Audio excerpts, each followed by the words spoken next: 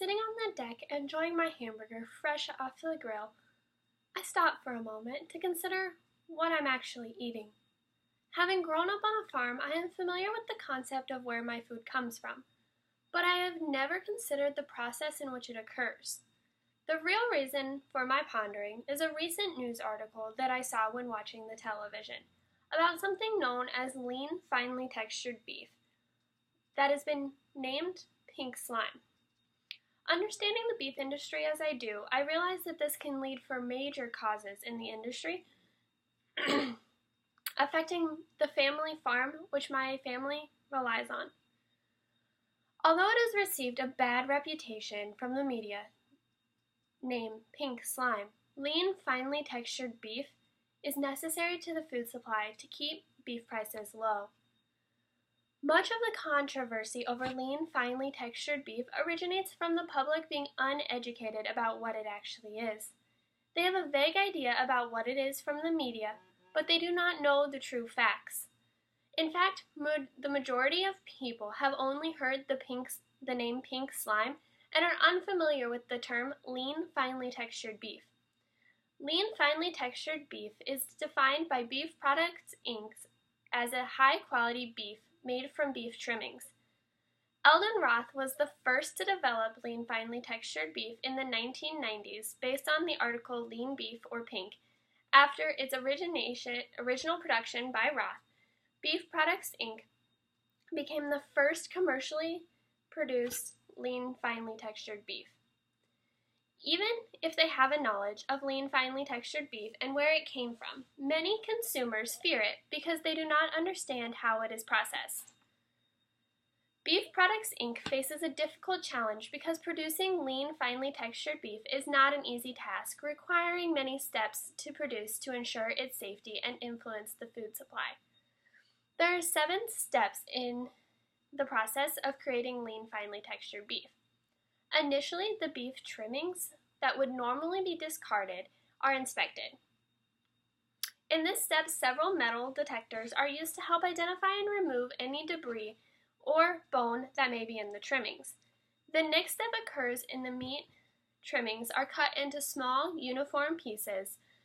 Refining the meat occurs next as the cartilage and sinews are removed from the trimmings. After all the unwanted materials are removed from the meat, it enters a process known as tempering. During this process, the meat is heated by a series of small tubes to a temperature of 102.5 degrees, a cow's body temperature. The meat then enters a centrifuge to separate the meat and the fat. The centrifuge spins the meat at a speed of 4,800 revolutions per minute. Then comes the 7th step, sanitize, which has led to the majority of the controversy involving lean, finely textured meat. This step involves adding a meager puff of ammonium to the meat. By adding ammonium, the producer is able to inhibit microbial growth. The final step is where the meat is frozen. In this step, the processed meat is frozen to either 1/2-inch slabs or 60-pound blocks. This lengthy process is used to ensure the safety of lean, finely textured beef and to provide us a use for the meat that would generally be wasted. These steps came from an article written by Steenblick. While it may be considered one of the most controversial steps in production of lean, finely textured beef, the step that involves adding ammonium is one of the most important. Many people believe that ammonium taints the beef and causes them harm.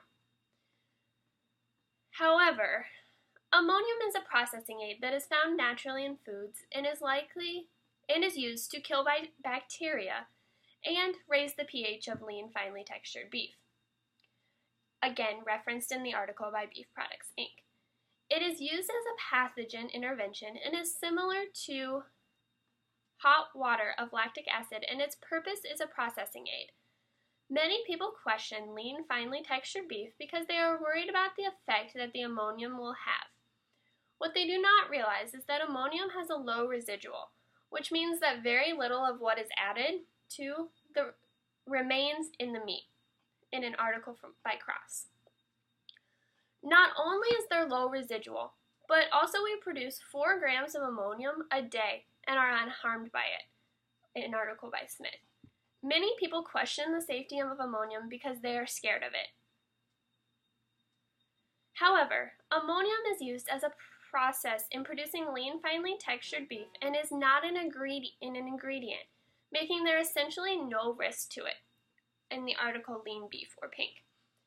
Beef Products Inc. began using ammonium in 2001 to kill bacteria. Ammonium kills some of the most threatening diseases in the world of meat production, such as Salmonella and E. coli. Beef Products Inc. understood people's fear that ammonium was ineffective in providing food safety and tested 7,000 samples of meat in 2009. None of these samples contained Salmonella or E. coli, in the article by Elbow Dating.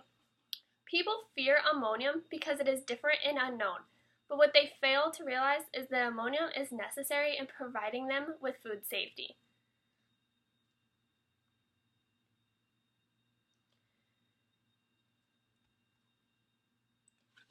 As I finished my dinner, I returned to my earlier thoughts on how the media-based controversy will continue to affect the economy.